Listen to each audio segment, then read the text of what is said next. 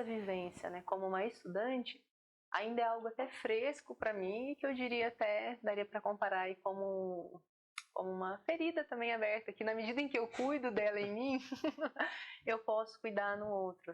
É muito comum que eles abandonem os hobbies, que eles abandonem amigos, que eles se afastem da família, que eles não busquem espaço de autocuidado, que eles não cuidem de outras áreas da vida. Assim, isso é muito comum. Eu propus uma cápsula.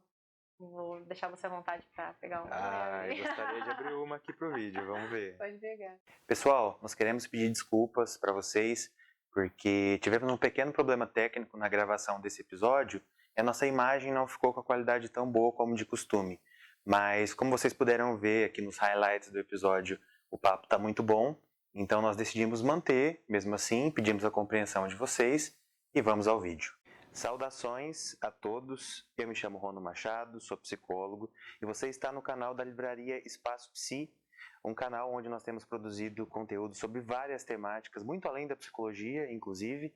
Então eu já convido vocês para se inscrever no nosso canal. Os inscritos da livraria Espaço Psi têm uma série de vantagens, então fiquem ligados que tem muita coisa boa que a gente vai disponibilizar para os inscritos. Curte esse vídeo e deixa um comentário também. E não esquece de ativar a notificação para não perder nada que a gente está produzindo para vocês. Hoje, no nosso Papo Psi, nós temos uma convidada que vai falar para a gente de um tema diferente do que a gente tem produzido até então. Nós vamos receber a Harife Barbosa, que é psicóloga idealizadora da Frente Psi. Então, seja bem-vinda, Harife, ao nosso Papo Psi. Obrigada, Rono. Obrigada, Ana, também por estar aqui, né, pelo convite da livraria. Fiquei muito animada e não vejo a hora de começar a conversar já. Sim, Harife, no nosso papo inicial, quando a gente estava pensando esse episódio, você falou do tema com tanta paixão que eu fiquei muito empolgado para gravar. Então, tenho certeza que vai ser uma conversa muito boa. Eu também acho. Sou apaixonada por psicologia e pela potência que ela tem. Harife, mas vou te pedir então para a gente começar a nossa conversa, você contando um pouco para a gente o que é a Frente Psi. Apresenta para nós, por favor. Tá bom. A Frente Psi ela é uma iniciativa até o momento, né, mas que pretende ser uma organização mesmo. A ideia é que seja uma empresa social, né, prestadora de serviços de psicologia personalizados para estudantes, educadores e organizações educacionais. E aí, então, assim, um resumo, né, sobre a Frente Psi seria esse, né, e com a atuação dos 3 núcleos principais, né, o UFA, o Profissa e o Desopila. E aí todos esses serviços personalizados que eu mencionei, eles derivam desses núcleos temáticos, assim, que eu posso ir contando mais pra frente. Entendi. Acho que, inclusive, antes de falar sobre os núcleos, você pode contar um pouco dessa história, assim, de onde surgiu a Frente Psi. Tá bom, então, vamos lá, eu respiro. Então, para falar da história da Frente Psi, preciso falar da minha história, que vai fazer sentido, né? Assim, eu fui estudante de escola pública, da primeira série ao terceiro colegial. Fiz um cursinho popular chamado CPM, fiz 2 anos desse cursinho, fui beneficiária dele. Fui beneficiária de um cursinho também chamado PEIC, da Faculdade de Filosofia. E aí, nesse 2º ano de cursinho, né, no CPM, eu passei em psicologia aqui na USP de Ribeirão. E aí eu entrei na graduação e comecei a buscar todas as iniciativas que me fizessem ter o contato com estudantes de escolas públicas.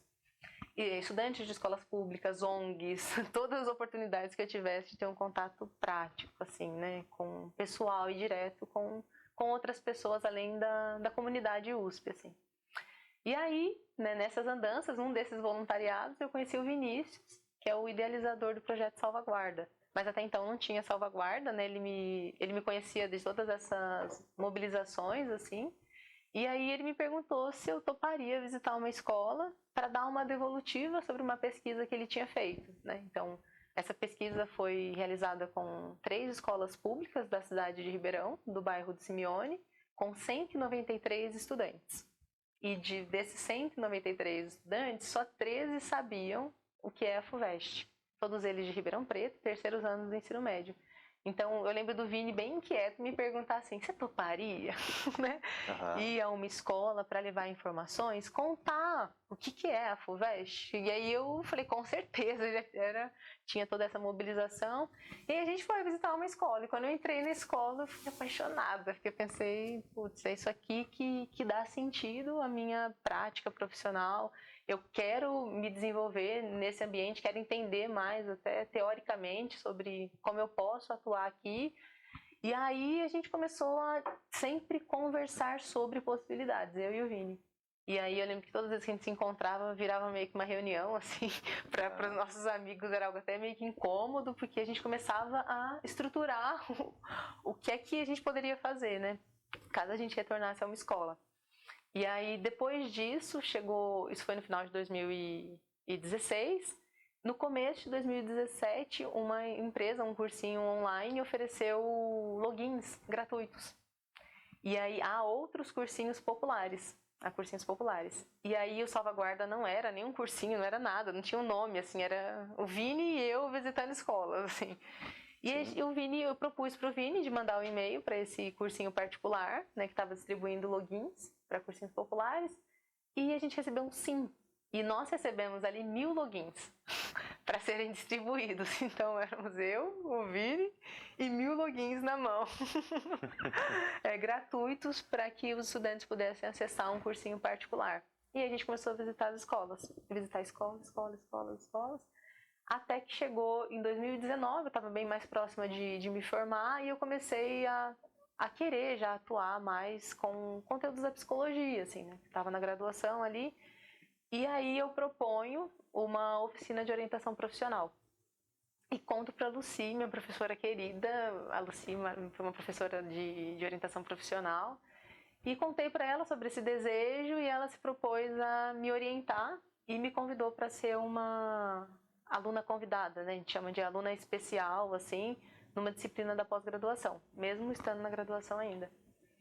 E aí, nesse movimento, eu com a proposta já delineada de orientação profissional, a gente se depara, né, com a pandemia e aí a gente precisa recalcular a rota, porque os estudantes não estavam aderindo à proposta e eles, sempre que a gente se reunia para conversar sobre os instrumentos, né, de OP, virava um espaço de acolhimento.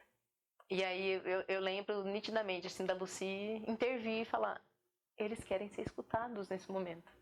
Muitas coisas estão acontecendo e acho que a gente vai ter que colocar um pouco de canto essa proposta inicial para acolher esses estudantes. E aí nasceu a primeira ferramenta da Frente Psi, que é o UFA. O UFA nasceu antes mesmo da Frente Psi, porque ela não tinha sido batizada dessa forma, assim. Uhum. Então, aí nasceu o UFA e a partir daí eu comecei a criar várias outras ferramentas até chegar na proposta mesmo da Frente Psi, mas acho que a gente vai conversando, né? Uhum, sim. Eu fiquei pensando aqui, esses estudantes em meio à pandemia, um cenário de muita incerteza para todos, e é uma fase da vida, normalmente, o estudante que quer entrar na graduação, de muita incerteza mesmo sem pandemia. Então a gente junta a incerteza de um lado e de outro, vira uma situação que eu imagino como eles estavam demandando muito esse acolhimento.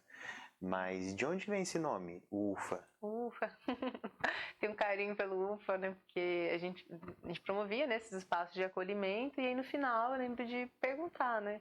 Como é que vocês estão se sentindo? Se vocês fossem definir uma palavra, né, que representa o estado emocional de vocês, o que é que vocês diriam? Eu lembro da Kai, é uma estudante que trabalha comigo, assim, até hoje.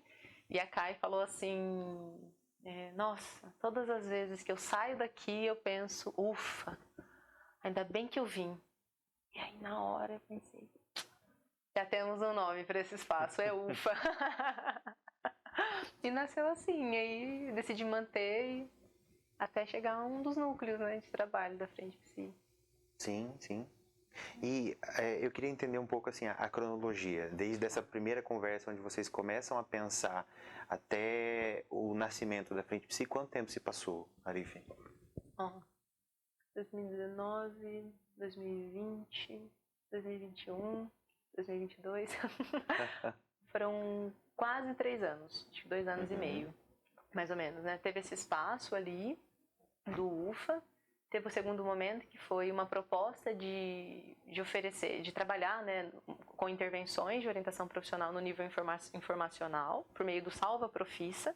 São bate-papos, assim, ao vivo, com estudantes e tal. E aí, dali pra cá, deixa eu pensar, tem que ir lembrando, assim, né? Sim, sim.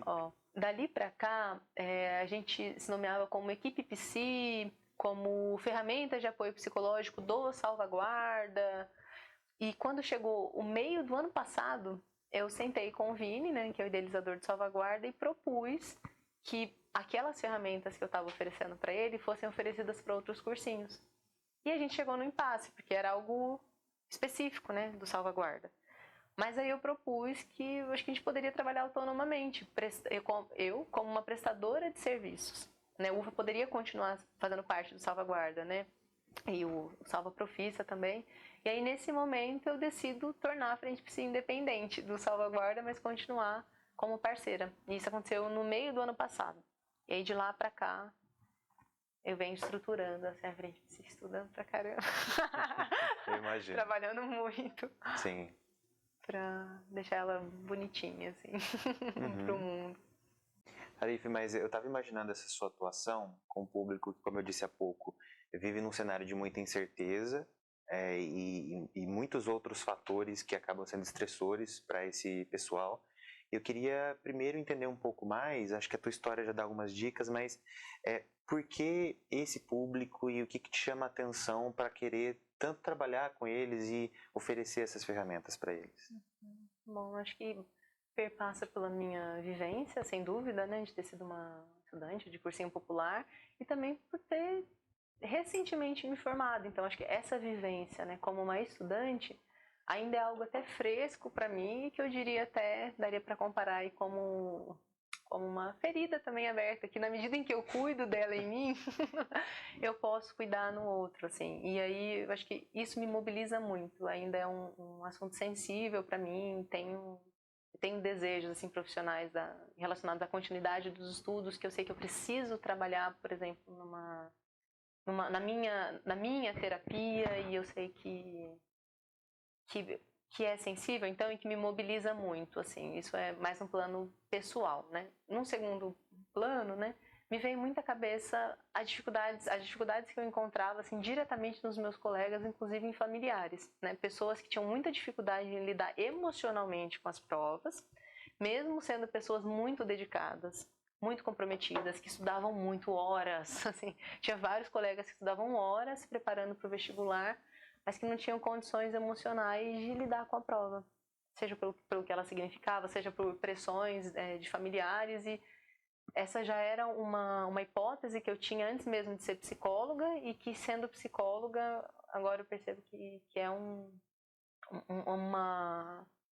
ferida muito mais profunda, assim, do que parece, né? Então, uma simples motivação não vai resolver, né? Dizer que eles podem, que eles vão se dar bem, que eles têm um direito, né, de fazer essa prova, não sana os cuidados que essa galera demanda, e que eu posso contar um pouquinho mais, assim, do que a gente já encontrou, até mesmo nesse momento específico da pandemia, o que a gente encontra hoje.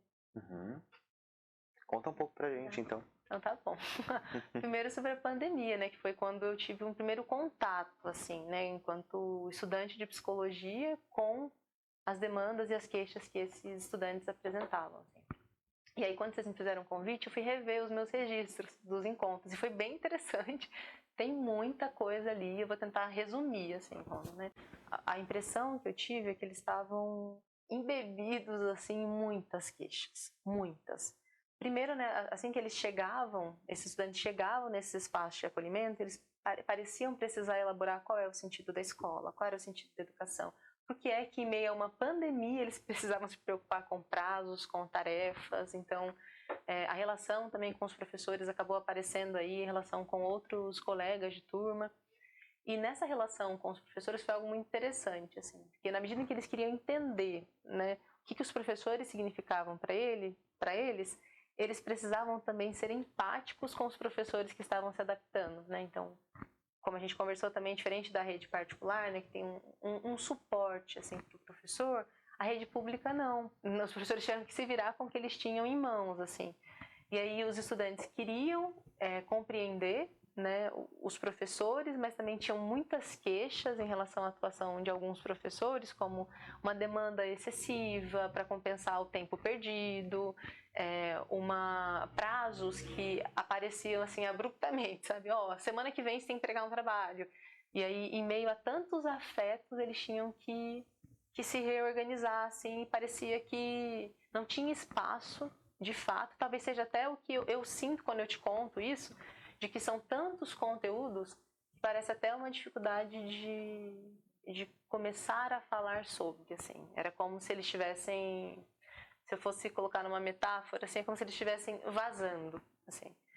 Além do medo de perder algum familiar, além do medo deles mesmos, né, adoecerem nesse processo todo, a gente também precisou trabalhar muito um luto em relação ao que seria os últimos anos do ensino médio, um luto em relação ao desejo de iniciar uma graduação, mas por conta da pandemia eles não poderiam. Então, foi uma somatória de fatores, assim, e até, no que me faz pensar que a gente ainda não sabe quais são os efeitos, assim, da pandemia em relação a esses estudantes, assim, e ao desenvolvimento educacional deles, porque até mesmo hoje eu preciso me ressituar de que, peraí, a gente passou por uma pandemia, estamos ainda sofrendo as consequências, e quando algum estudante traz que está se sentindo perdido, está sentindo que precisa compensar um tempo perdido, eu retomo, né?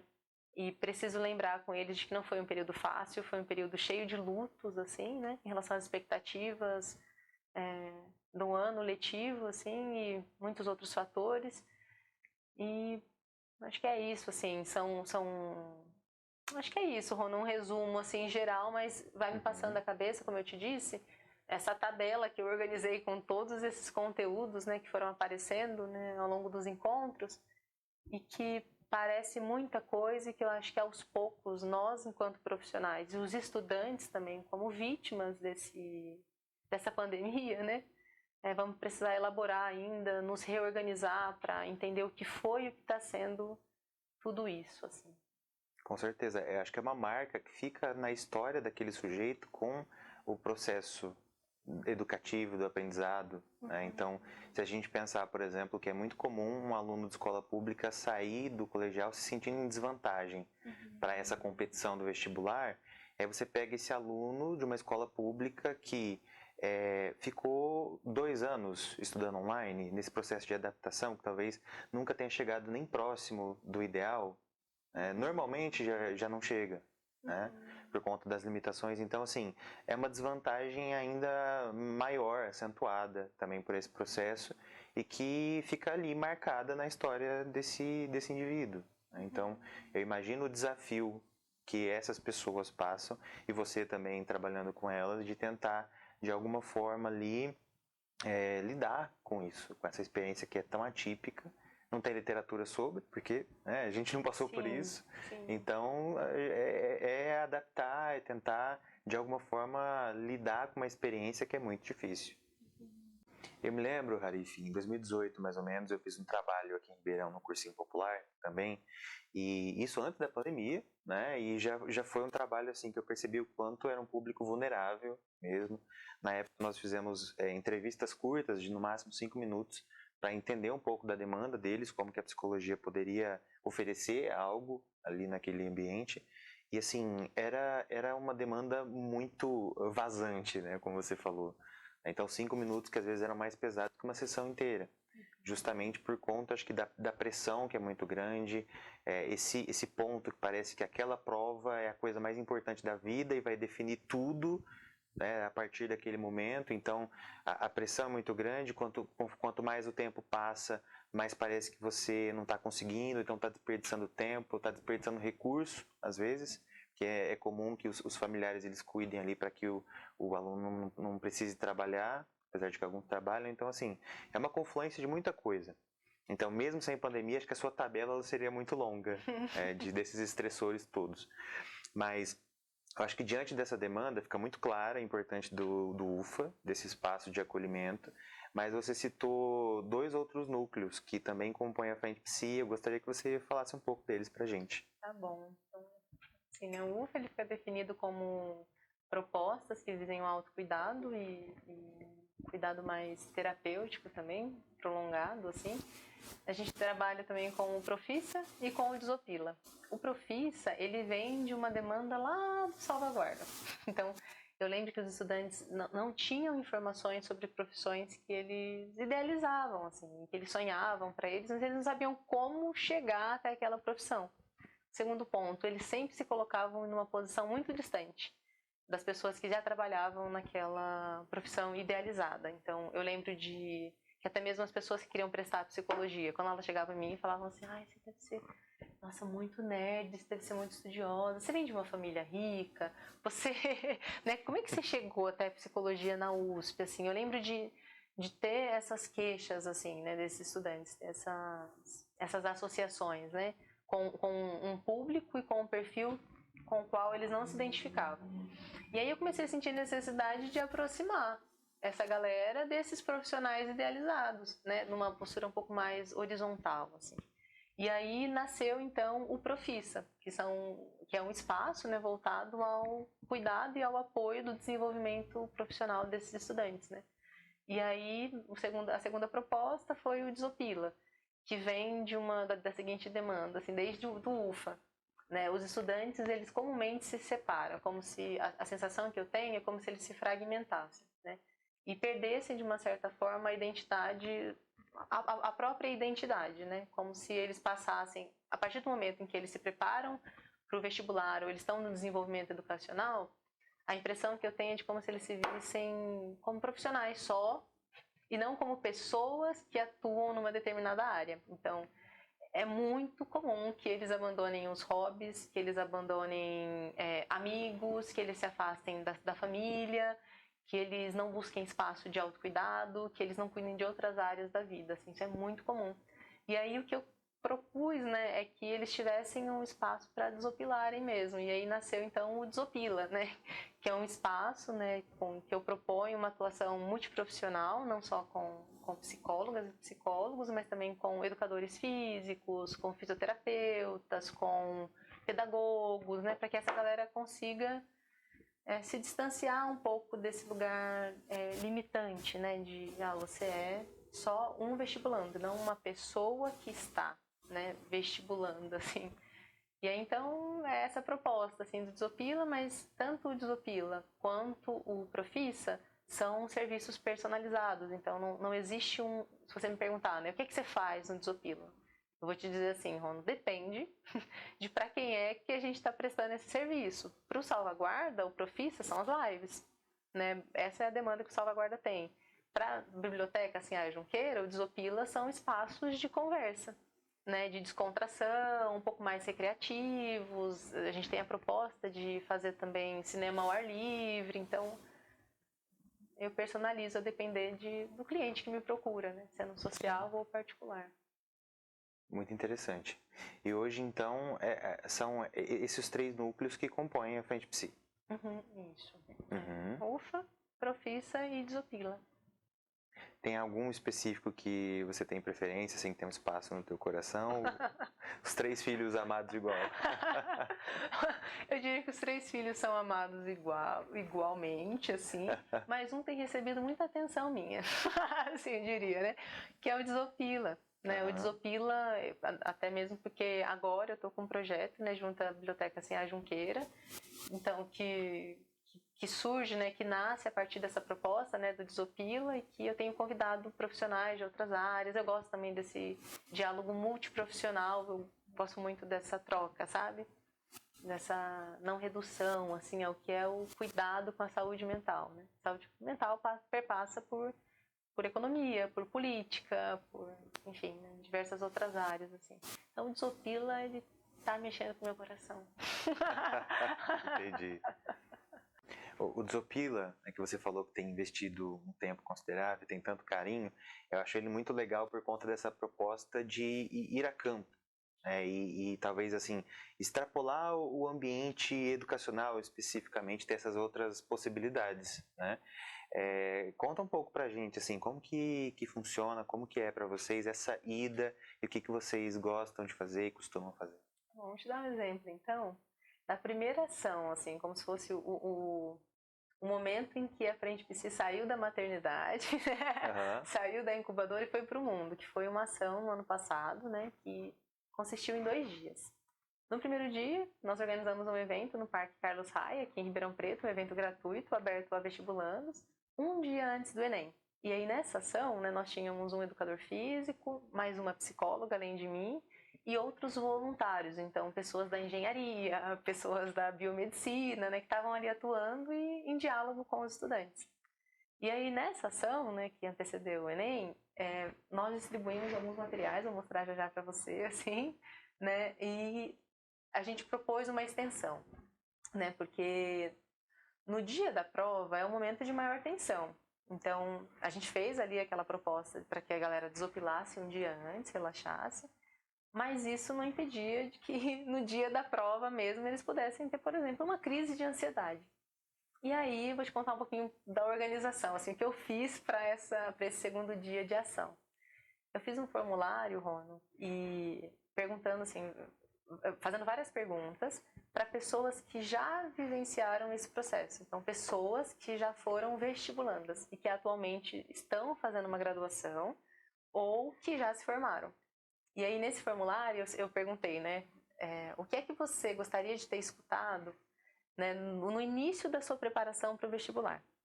O que é que você gostaria de ter escutado? Se você pudesse voltar no tempo, né, o que você diria para você mesmo no meio da tua preparação para o vestibular? O que é que você diria no final da tua preparação? O que é que você diria para você mesmo na hora da prova? E aí o que eu fiz, né? Fiz outras perguntas, vou falar já, mas esse conteúdo de o que é que você diria para você mesmo na hora da prova, eu transformei em recadinhos, né, para serem distribuídos na porta do Enem junto a outro material, também que eu vou mostrar já. E aí, né, brincando um pouco com o excesso, né, de medicalização, assim, do adoecimento psíquico, eu propus uma cápsula. Vou deixar você à vontade para pegar uma. Eu gostaria de abrir uma aqui pro vídeo, vamos ver. Pode pegar. Pegar uma azul. Tá bom.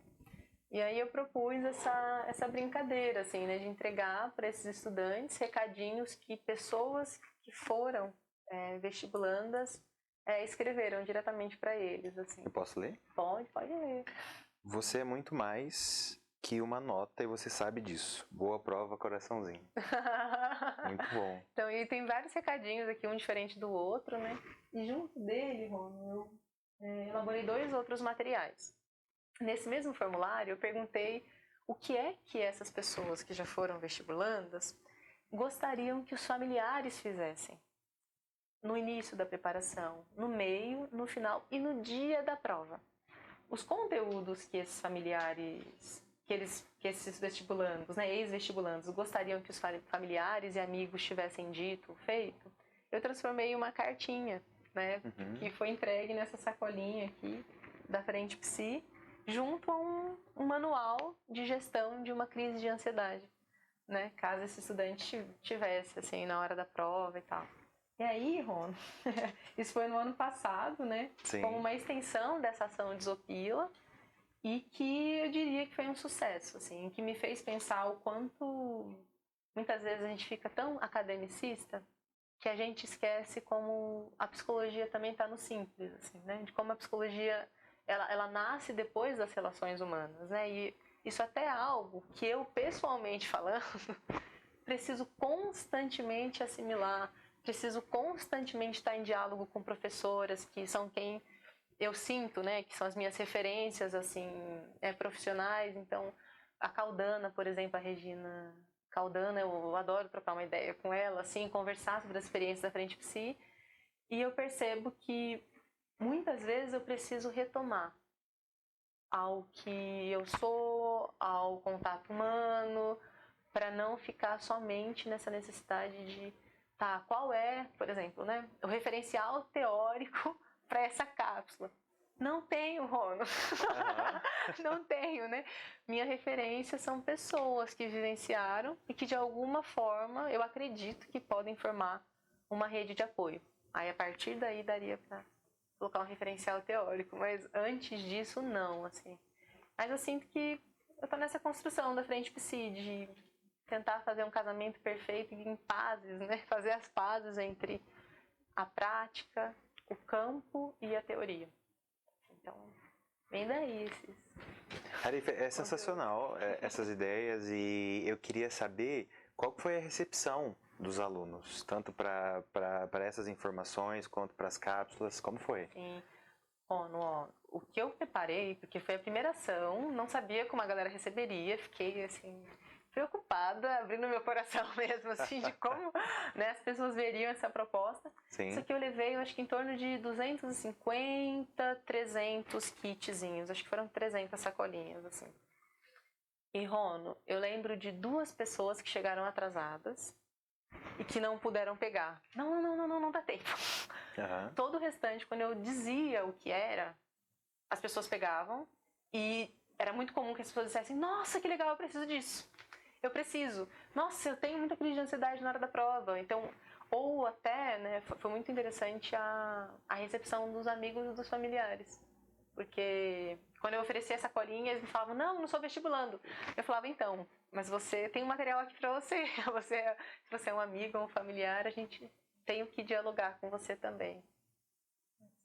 Arif, inclusive, eu gostaria muito que você lesse algum tópico da cartilha do que não dizer, porque provavelmente deve ser uma dúvida dos familiares e dos amigos, né? A pessoa tenta ali ajudar de alguma forma, às vezes acaba atrapalhando. É verdade. Né? Então, lê um desses pra gente, por favor.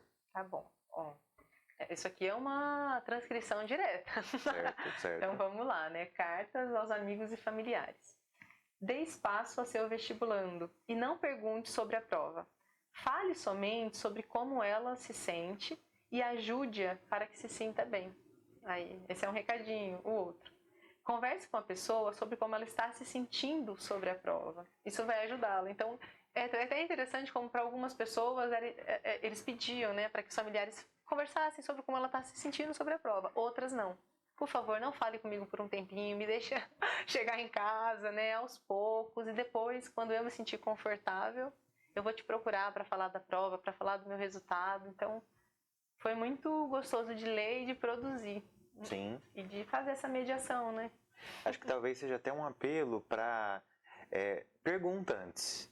Chega para essa pessoa e pergunta: você quer conversar sobre a experiência? Você quer falar como foi? Você quer um tempo para conversar sobre isso depois? É uma atitude de respeito, inclusive. Sim. Muito interessante. E da ansiedade, tem alguma coisa que você pode compartilhar com a gente? Sim, pode ser. É um material um pouquinho mais longo. Sim.